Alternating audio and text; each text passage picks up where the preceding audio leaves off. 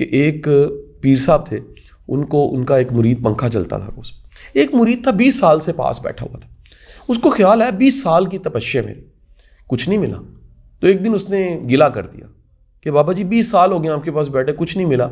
उन्होंने दूसरी तरफ इशारा किया, उसने कहा ये क्या कर रहा है? उसने कहा पंखा जल रहा है। उस ज़माने में इस तरह पंखा जला जाता। किसको जल रहा है? कहता है जी पीर साहब आपको जल रहा है। बाबा जी आपको जल रहा है, तुझे हवा आ रही है? उसने कहा हवा आ रही है। कहता है जल मुझे रहा, हवा तुझे आ रही है। तो जिसके पास आप बैठते हैं ना, जो कर्म और फजल उस पर हो रहा होता है, आप पे होना शुरू हो जाता है। ये आजमा के देख लीजिए। मेरे उस्ताद वासिफ साहब फरमाया करते थे, आधी तकदीर आपके हाथ में लिखी होती है और आधी तकदीर उसके हाथ में लिखी होती है जिसे आप हाथ में लाते हैं।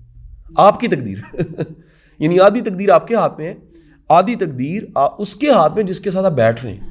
ये हो नहीं सकता। मैं आपको आजमाई बात बताता हूँ कि कोई निगाह मर्द मोमिन आपको मिल जाए, कोई स्पिरिचुअल मिले और आपकी लाइफ चेंज ना हो। लाइफ चेंज कैसे होती है? लाइफ चेंज होती है, प्रायोरिटीज चेंज हो जाती है। वो खामोशी से आपके कुंडे बदल देता है। कुंडा बदलता है, ट्रेन की डायरेक्शन बदल जाती है। वो डिग्रीज का जो फ़र्क है, जो अंदर आता है, वो आपको आने वाले दिनों में दिखता है। फिर आपको याद आता है एक दफ़ा मैं फ़लाने के पास बैठा करता था और वो वजह थी मेरी ज़िंदगी का एक बड़ा यू टर्न है। ठीक है जी। तो स्पिरिचुअल के पास बैठे।